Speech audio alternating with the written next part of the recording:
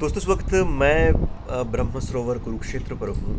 और उसकी अगर पहली मंजिल पर आप जाएं तो ये पत्थर की कुछ कुर्सियाँ सी हैं, आप वो पाते हैं। तो उनके ऊपर मैं बैठा हूँ और दोपहर का समय है, इसलिए पीछे आपको सब कुछ सफ़ेद सफ़ेद दिखाई दे रहा है।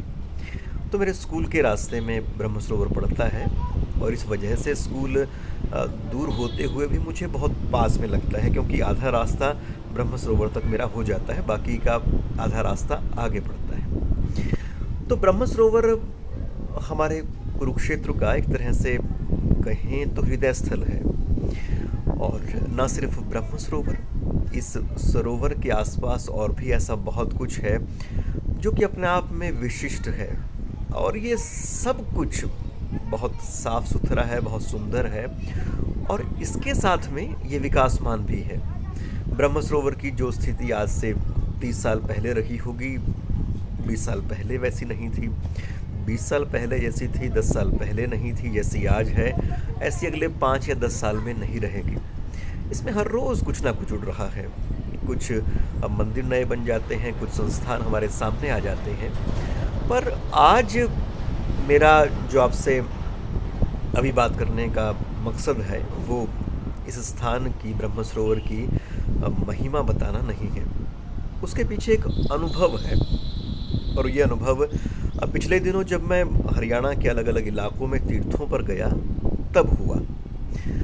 तो उन सब तीर्थों पर अगर हम जाएं तो हर एक तीर्थ की एक अपनी ही कहानी है, अपनी ही महिमा है, अपना ही लोगों का विश्वास है जो वहाँ पर जाते हैं।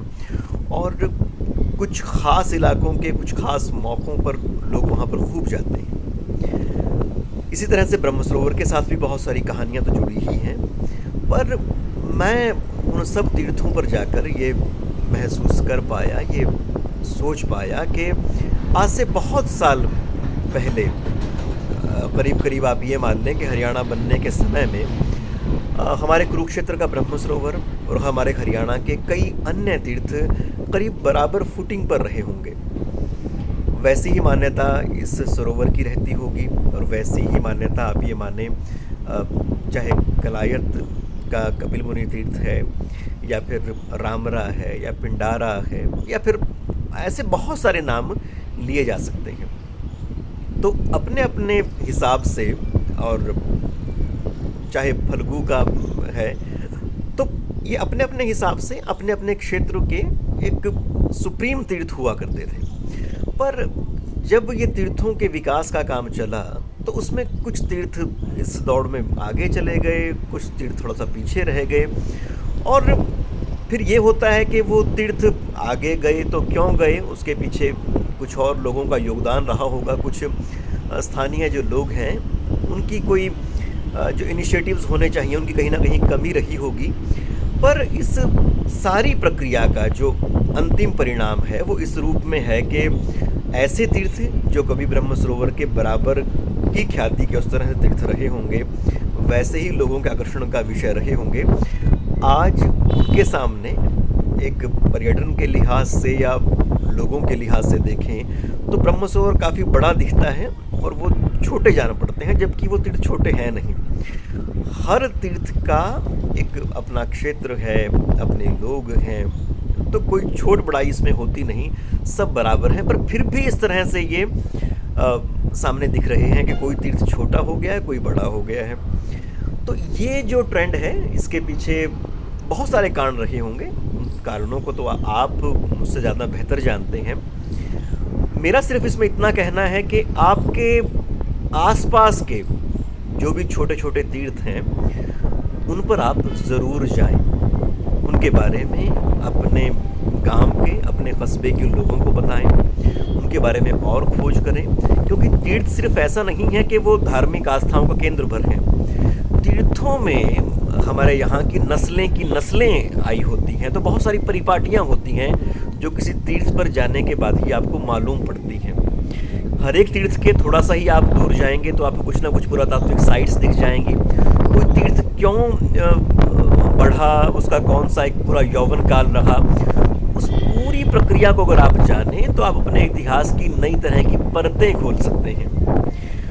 तो आपके इलाके में, आपके गांव में, आपके कस्बे में जो भी तीर्थ है, सरकार उसकी मान्यता के लिए बाद में दौड़ेगी। पहले आपको उसके बारे में जागरूकता, उसके बारे में मान्यता, उसके बारे में स्थापनाएं अपने आप से खड़ी करनी पड़ेंगी। और हम ये मान लेते हैं कि जो धर्म है, जो परंपराएं हैं, उसमें कुछ नया नहीं हो सकता, वो जैसा है वो चली आ रही है। ऐसा नहीं होता। इन परंपराओं को बहुत नए सिरे से देखने की ज़रूरत है। और एक और चीज़ है कि धर्म भी ठीक वैसा नहीं है जैसा कि कुछ लिमिटेड से शास्त्रों के जानकार लोग बताते हैं। धर्म उससे बहुत विस्तृत, बहुत बड़ी चीज़ है।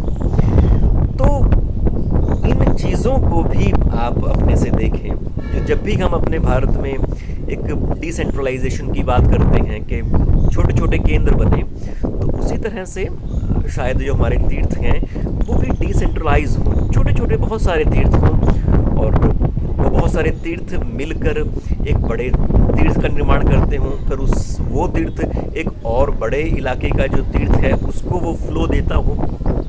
तो इस तरह से जो भी हमारे तीर्थों पर जाने वाले लोग होंगे, उनकी एक मौलिक अप्रोच होगी। वो सिर्फ एक घुमाव के लिए, उसके लिए तीर्थों पर नहीं जाएंगे, उसके पीछे रियली उनके कुछ ना कुछ कंसर्न रहेंगे। और मित्रों, इन जगहों पर जाना अपने आप में, आप उसके भी दूसरे तरह के जो एस्पेक्ट उसके ऊपर बात कर सकते हैं, पर इसलिए भी ज़रूरी है कि आपके दिमाग को एक ख़ास तरह का अवकाश मिलता है। आप अपने रोज़मर्रा की ज़िंदगी से हटकर कुछ सोच सकते हैं। आप ये आजमा कर देखिएगा कि अगर आप किसी ऐसी समस्या में फंसे हैं जिसका आपके पास कोई समाधान नहीं, कोई राह नहीं, तो किसी ऐसी जगह पर निकल जाइएगा जो बहुत नीरव हो, जो आपके उस माहौल से बिल्कुल भी जुड़ती ना हो, आपको अलग तरह के धरातल पर ले जाती हो। तो वो कोई भी जगह हो सकती है, पर हमारे तीर्थों पर ऐसी जगह होना एक आम बात हो जाती है।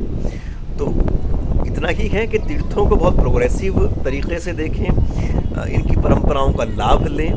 कोई भी जो परंपरा है, कोई भी हमारा जो पास्ट है, वो सिर्फ किसी रिकॉर्ड के लिए या सिर्फ एक वो मतलब आपको पथभ्रष्ट करने भर के लिए नहीं है। उन सब का मकसद हमारी ज़िंदगी को, हमारी सोच को बेहतर बनाना है, शानदार बनाना है, ज़्यादा बेहतर जीवन जीने के काबिल बनाना है। तो बस यही है कि आपके आसपास जो भी छोटा मोटा कुछ भी है, छोटे से छोटा मंदिर है, छोटा तीर्थ है, कोई व्यक्ति भी है जो जानकार है, उन सबको सेलिब्रेट करें। आपके निज क्षेत्र की जिम्मेदारी आपकी ही है। आप उसका विकास करेंगे तो आपका जो होना है वो सफल हो जाएगा। Thank you.